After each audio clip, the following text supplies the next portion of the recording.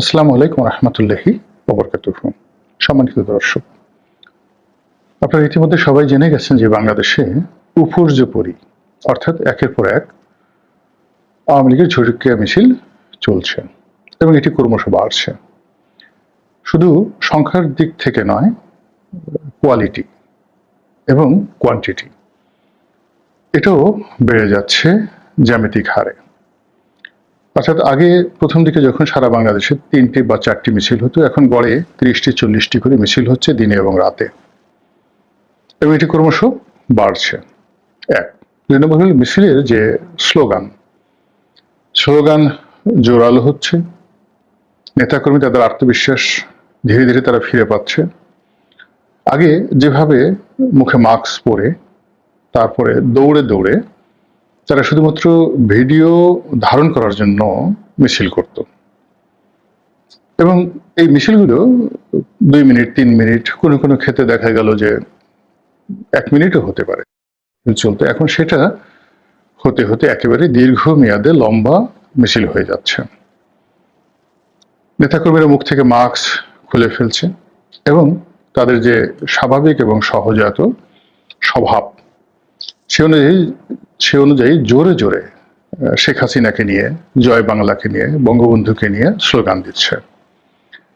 এবং যারা এই ৩টি নাম রীতিমতো ঘৃণা করেন, এই ৩টি নামে যাদের আতঙ্ক তৈরি হয়, এই ৩টি নামে যাদের অ্যালার্জি রয়েছে, বোঝার চেষ্টা করুন। যখন সামাজিক মাধ্যমে বিভিন্ন অ্যাঙ্গেল থেকে প্রতিদিন এরকম ৪০-৫০টি, আগে ৩০টি ৪০টি ছিল, এখন ৪০-৫০টি, এবং আগামীতে ৫০-৬০টি, এভাবে বাড়তে বাড়তে দৈনিক যদি টেকনাফ থেকে তেঁতুলিয়া পর্যন্ত প্রতিটি উপজেলাতে, জেলাতে এইভাবে মিছিলের সংখ্যা বাড়তে থাকে, তাহলে এই যে নির্বাচনকে কেন্দ্র করে যে একটা আবহাওয়া তৈরি হচ্ছে, ডিসেম্বর মাসে নির্বাচনের শিডিউল নিয়ে যা কিছু হচ্ছে, কিংবা ফেব্রুয়ারি মাসে নির্বাচন হবে কি হবে না এ নিয়ে যা কিছু হচ্ছে, এইটা মারাত্মক একটা হুমকির মধ্যে পড়বে। ২ নম্বর হলো সরকারি যারা কর্তা ব্যক্তি, তারা খুব ভালো করে জানেন যে তারা এই পদ পদবিতে কিভাবে আছেন, কিভাবে এলেন এবং কিভাবে তারা যাবেন। এখন যাওয়ার চিন্তাটা তাদেরকে মারাত্মকভাবে পেয়ে বসেছে। ঠিক সেই সময়টিতে তাদের যে এক্সপেকটেশন বা তাদের যে ক্যালকুলেশন, এখানে তারা ধরে নিয়েছে যে আগামীতে বিএনপি ক্ষমতায় আসবে বা জামাত ক্ষমতায় আসবে, একটা সুন্দর নির্বাচন হবে, নির্বাচনের পর তারা সুন্দর ক্ষমতা হস্তান্তর করে দেশে থাকবেন অথবা দেশের বাইরে চলে যাবেন।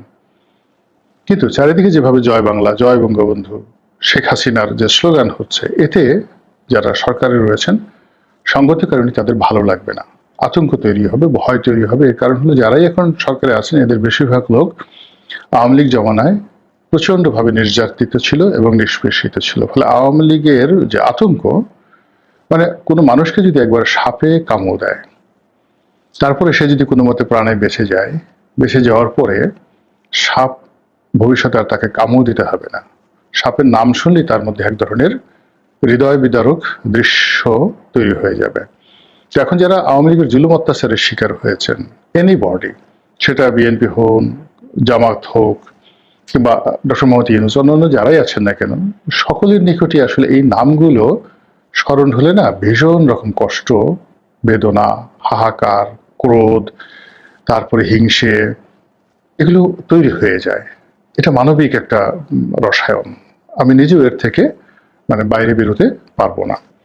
তো সেই জিনিসটি হচ্ছে, এবং এটা যে সরকারকে যথেষ্ট উত্তেজিত করছে, এটি বোঝা যাচ্ছে যে সরকার এই মিছিল বন্ধ করার জন্য প্রাণান্ত চেষ্টা করছে।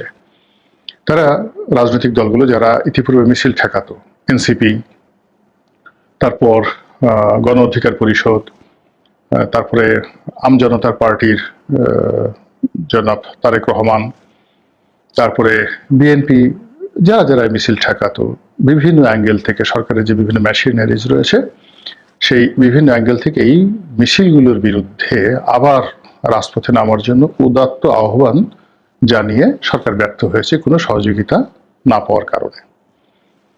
উল্টো এখন এই আওয়ামী লীগের লোকজনকে রাজনৈতিক দলগুলোর কেউ কেউ তারা প্রমোট করছেন বলে তাদের প্রতিপক্ষ অভিযোগ করছে।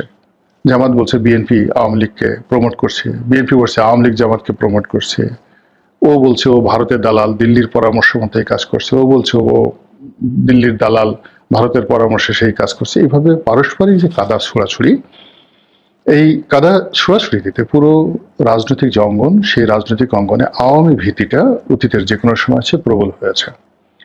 ফলে সরকার এখানে আইন শৃঙ্খলা রক্ষাকারী বাহিনীকে নিয়োজিত করতে চাচ্ছে, প্রমোট করতে চাচ্ছে, তাদেরকে উৎসাহ দিতে চাচ্ছে, এবং এজন্য পুলিশের পক্ষ থেকে ঘোষণা করা হয়েছে যে মিছিল যারা করবে তাদের মধ্য থেকে যে কয়জন মিছিলকারীকে ধরা হবে, সেটা নিষিদ্ধ ঘোষিত ছাত্রলীগ হোক কিংবা আওয়ামী লীগের কর্মী হোক, ডাজ নট ম্যাটার, এখানে পার পিস, পার হেড 5,000 টাকা করে পুরস্কার দেওয়া হবে। এখন এটা যদি বিএনপির লোক ধরে, পুলিশের লোক ধরে, what ever maybe, does not matter, মিছিল হচ্ছে, সেখান থেকে 5 জন, 10 জন, 20 জন, 50 জন, 1000 জন লোককে যদি ধরা হয়, তাহলে সেখানে সরকারের পক্ষ থেকে 5,000 টাকা করে প্রতিজন সরকারের পক্ষ থেকে পুরস্কার দেওয়া হবে, এরকম একটা ঘোষণা দেওয়া হয়েছে।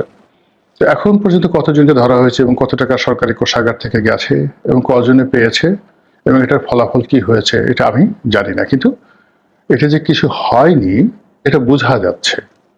বোঝা যাচ্ছে এই কারণে যে মিছিল বেড়ে যাচ্ছে আর ধরপাকড়ের সংখ্যা কমে যাচ্ছে।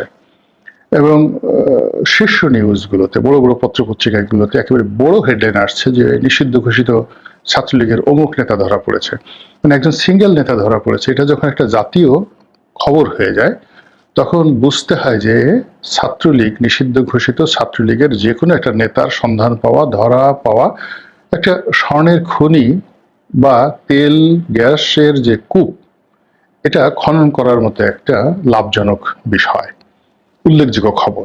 পূর্ণিমার চাঁদ পেলে যেভাবে মানুষ খুশি হয়, ঈদের চাঁদ দেখলে যেভাবে মানুষ আনন্দে উদ্বেলিত হয়, তেমনি এই ছাত্রলীগ পেয়ে গেছি, যুবলীগ পেয়ে গেছি, আওয়ামী লীগ পেয়ে গেছি, এরকম একটা ভাইব যে তৈরি হয়েছে, ইট মিনস আওয়ামী লীগের যে রাজনৈতিক গুরুত্ব এটা বেড়েছে এবং আওয়ামী ভীতি প্রতিপক্ষের নিকট এতটা বেড়েছে যে একজন ক্ষুদ্র যে কোনো মানুষকে ধরার সঙ্গে সঙ্গে ইউরেকা ইউরেকা, পেয়েছি, যাবে কোথায় এবার, আমরা এবার বিজয়ী হয়েছি, এরকম একটা অবস্থা তৈরি হয়েছে।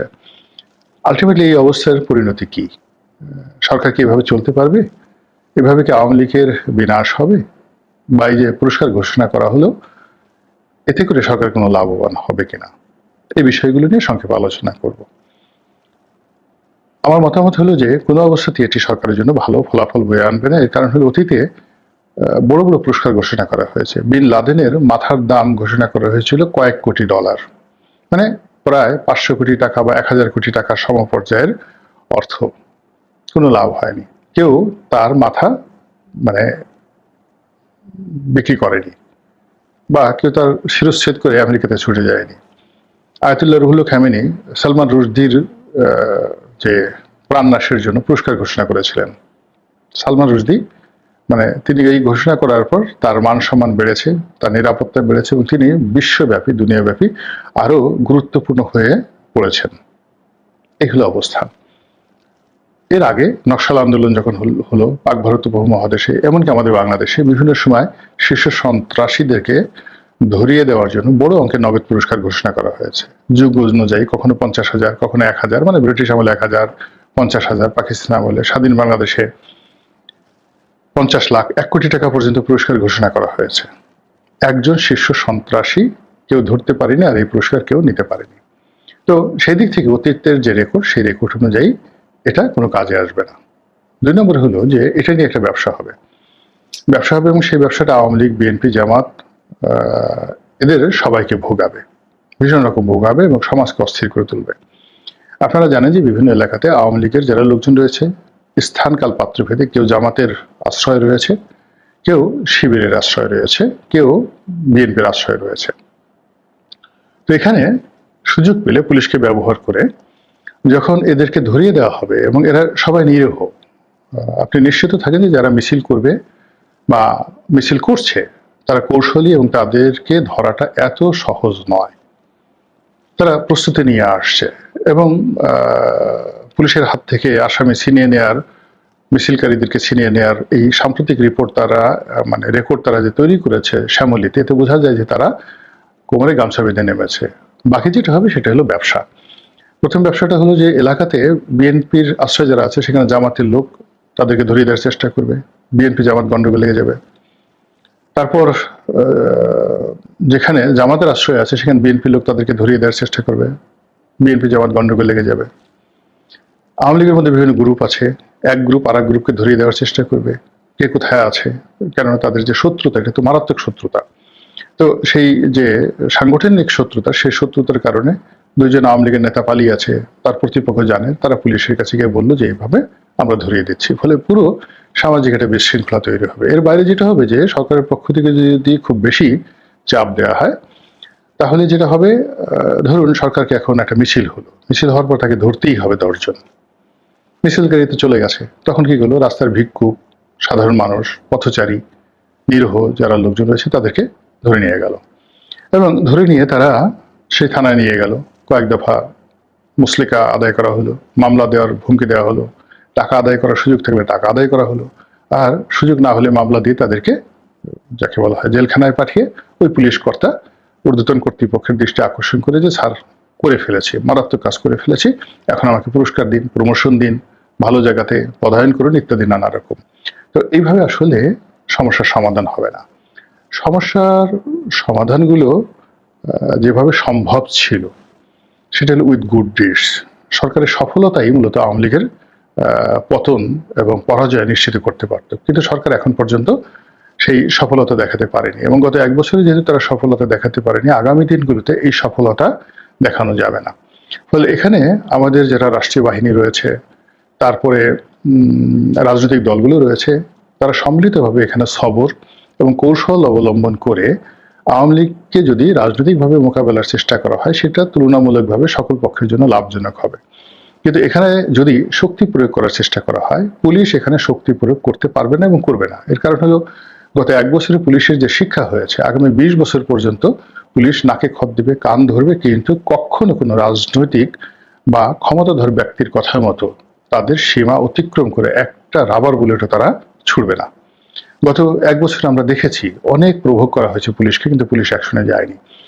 মধ্যে 2-4 জন অফিসার চেষ্টা করেছিলেন, কিন্তু তারা এতটা মবের শিকার হয়েছেন যে তারা দ্বিতীয়বার এই সুযোগের মানে এই ধরনের কোনো ঝুঁকির মধ্যে যাবেন না। তো সেক্ষেত্রে পুলিশ যদি এখানে নিউট্রাল থাকে তাহলে সরাসরি সংঘাত যদি হয় ছাত্রলীগের সঙ্গে ছাত্রদলের, ছাত্রলীগের সঙ্গে ছাত্র শিবিরের, এর ফলাফল তো আমরা গত 15 বছরে দেখেছি। তো কাজেই রাতারাতি এখানে শিবির খুব ভালো করতে পারবে, ছাত্রদল খুব ভালো করতে পারবে, এটা মানে বলাই বাহুল্য, এটা অসম্ভব একটা বিষয়। কাজে এখানে সামাজিক যে বিশৃঙ্খলা সেটা বাড়তে থাকবে। তো কাজেই আমি বলবো যে সকল পক্ষকে আরেকটু ভেবে চিনতে, ওয়াইজলি, ইন্টেলিজেন্টলি অ্যান্ড প্রফেশনালি বিষয়গুলো যাকে বলা হয় হ্যান্ডেল করার জন্য আল্লাহ আমাদের সবাইকে হেদায়েত দান করুন এবং হেফাজত করুন। আসসালামু আলাইকুম ওয়া রাহমাতুল্লাহি ওয়া বারাকাতুহু।